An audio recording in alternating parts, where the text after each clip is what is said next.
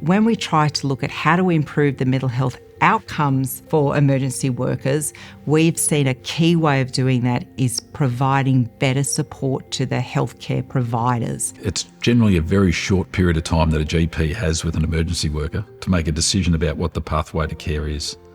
The more they can understand about the world of an emergency worker, the more they can understand about programs like Responder Assist as a referral pathway, not the only pathway, but as a pathway, the greater chance they have of being able to connect with that member and direct them to the treatment and the care that they require. We can't do this work with emergency services personnel without understanding the circumstances, the culture, the life experiences that the members themselves have had.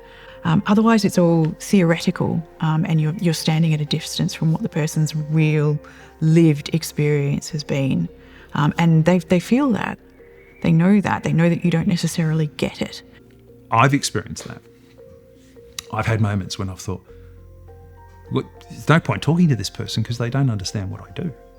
And it's as simple as they don't understand the technicality of what I do, let alone the culture. If the clinician is armed with that information before the start of that session, they can really show the member that they're invested in them, that they understand part of their experience. They won't understand their whole experience, but some of that common ground is so important to building that alliance, if you like, between the client and the clinician. We also train them in good assessment and treatment planning so that we are really confident that our clinicians have the ability to accurately diagnose and formulate the presenting problems of the client and then develop a good treatment plan in combination with the client. So the client is well informed before treatment starts. We also have a multidisciplinary advice panel that people can contact, so they can get some independent, free advice from a panel of experts to guide the treatment that they're providing to that individual. When I first went to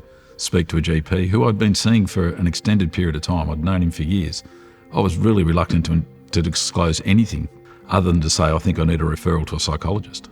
Having an understanding of why I might be taking that position, of why I'd be so reluctant to talk about my issues, given that it may impact on my career, future opportunities I get in the workplace, if I could work at all, stigma-related issues that are swimming around in my head, really hard for a clinician or a GP to pick up on. If they have an understanding of that through our training, if they can appreciate that members may not always be, upfront and truthful simply because of the state that they're in or the symptoms that they're experiencing at that time, it's a really great pathway then for a GP to be able to perhaps delve a little deeper or at least have some understanding when they're trying to redirect them into the care that may suit them better.